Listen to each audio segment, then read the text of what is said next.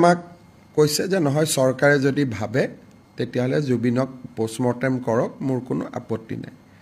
সেইকাৰণে অহাকালি ৰাতিপুৱা প্ৰথমে জুবিন গাৰ্গৰ অটস্পাই বা পোষ্টমৰ্টেম আমি কৰিম গুৱাহাটী মেডিকেল কলেজত। আৰু এই পোষ্টমৰ্টেম কৰোঁতে আমি এইমছৰ ডক্টৰকো আমি জড়িত কৰিম। আৰু ৰাতিপুৱা 7:30 বজাত আপোনালোকক এইকাৰণে ক'লোঁ যে আমাৰ গোটেই ক্ৰিমেশ্যনৰ চিডিউলটো অলপ বদলি হৈ যাব এতিয়া। ৰাতিপুৱা 7:30 বজাত আমি জুবিন গাৰ্গক নতুনকৈ আৰু এবাৰ তেওঁক আমি পোষ্টমৰ্টেম কৰিম। আৰু এই প্ৰক্ৰিয়া 1 পৰা 1.5 ঘণ্টা সময় আমাক লাগিব। পোষ্টমৰ্টেম প্ৰক্ৰিয়া সম্পূৰ্ণ কৰাৰ পিছত জুবিনক আকৌ আমি সৰু সজাইলৈকে উভতাই আনিম।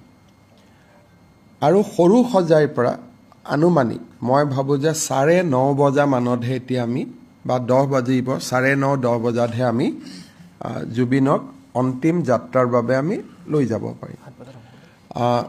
জুবিনৰ অন্তিম যাত্ৰাত যোৱা ৰাতিপুৱা মই কৈছিলোঁ যে আমাৰ এখন এম্বুলেন্সত জুবিনৰ পাৰ্থিৱ শৰীৰ যাব। ফেমিলিয়ে আমাক এখন তালিকা দিছে 85 গৰাকী ব্যক্তিৰ, 85 পিপল। চ' এই 85 গৰাকী ব্যক্তি বা যি শিল্পী কলা কুশলী জুবিনৰ লগত ক্ল'জ 85 তেওঁলোকৰ কাৰণে আমি 2খন 3খন 4খন যি বাছৰ প্ৰয়োজন হ'ব আমি সৰু সজাইত বাছৰ ব্যৱস্থা কৰি দিম। আৰু বাকী আমি গাড়ী মটৰ আমি সমদলটোত নলওঁ। যেনেকৈ আমি বিমানবন্দৰৰ পৰা লাহে লাহে লাহে লাহে তেখেতক আমি লৈ আহিছিলোঁ তেনেকৈ লৈ আহিম। ৰাস্তাৰ দুয়োফালে মানুহ থাকিব, শেষ শ্ৰদ্ধা জনাব খুজিব, তাত কোনো অসুবিধা নাই। আমি সুন্দৰ কৰি তেখেতক লৈ আহি আমি নিৰ্দিষ্ট স্থান য'ত শেষকৃত্যৰ কাৰণে আমি ঠিক কৰিছোঁ তালৈকে আমি লৈ আহিম। ভাৰতৰ কেন্দ্ৰীয় সংসদীয় পৰিক্ৰমা মন্ত্ৰী কিৰণ ৰিজিজুক প্ৰধানমন্ত্ৰী ডাঙৰীয়াই তেওঁৰ প্ৰতিনিধি হিচাপে এই শেষকৃত্য অনুষ্ঠানত উপস্থিত থাকিবৰ বাবে মনোনীত কৰিছে। আমি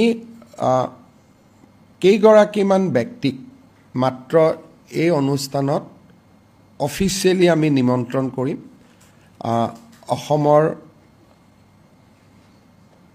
বিধানসভাৰ অধ্যক্ষ মুখ্যমন্ত্ৰী তেওঁ থাকিব, মুখ্যমন্ত্ৰী থাকিব, অসম বিধানসভাৰ অধ্যক্ষ থাকিব, লিডাৰ অফ অপজিশ্যন তেখেতক আমি আমন্ত্ৰণ জনাম, অসম সাহিত্য সভাৰ সভাপতি সম্পাদকক আমি আমন্ত্ৰণ জনাম, সদৌ অসম ছাত্ৰ সন্থাৰ 2জনীয়া প্ৰতিনিধি দল এটাক আমি আমন্ত্ৰণ জনাম, তেওঁলোকে যাক নিৰ্দিষ্ট কৰি দিয়ে, আৰু জুবিনৰ নিকটতম পৰিয়ালবৰ্গ।